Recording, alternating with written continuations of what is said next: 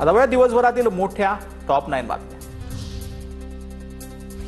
सीडीएसचे प्रमुख संजय कुमारांविरोधात नाशिक नागपुरात गुन्हा दाखल। महाराष्ट्रातील मतदार याद्यांमध्ये घोळ असल्याचा आरोप। निवडणूक आयोगाकडून पोलिसात तक्रार।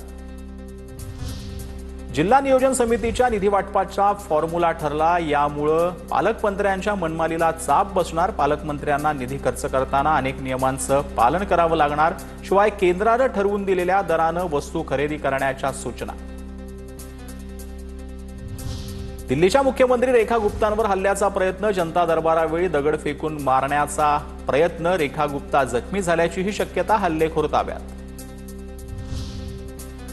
रेखा गुप्ता यांच्यावरती झालेला हल्ला अत्यंत निषेधार्ह। लोकशाहीत मतभेद असू शकतात, परंतु हिंसाचाराला स्थान असू शकत नाही। दिल्लीच्या मुख्यमंत्री रेखा गुप्ता यांच्यावर हल्ला झाल्यानंतर माजी मुख्यमंत्री अरविंद केजरीवाल यांनी ट्विट करून ही प्रतिक्रिया दिली।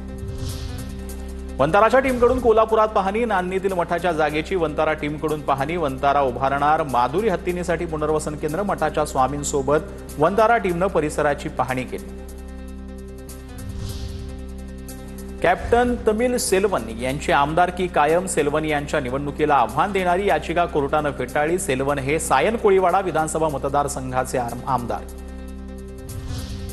राष्ट्रीय क्रीडा विधेयकाला मिळाली राष्ट्रपतींची मंजुरी। राष्ट्रीय क्रीडा प्रशासन विधेयक 2025 कायद्यात रूपांतर। क्रीडा प्रशासनात व्यापक सुधारणा होणार। पर्युषण पर्वामध्ये मुंबईत 2 दिवस कत्तलखाने बंद राहणार असल्याची मुंबई महापालिकेची उच्च न्यायालयात माहिती। पर्युषण काळ जैन समाजासाठी पवित्र मानला जात असल्याने निर्णय। तुळजाभवानी मंदिराचा कळस उतरवण्यावरून अधिकाऱ्यांमध्ये मतभिन्नता पाहायला मिळते। आयआयटी मधील तज्ज्ञांकडून 20 दिवसात नवा अहवाल येणार। तुळजाभवानी मंदिर विकास आराखड्यातून भाजप आणि शिवसेनेत श्रेयवाद।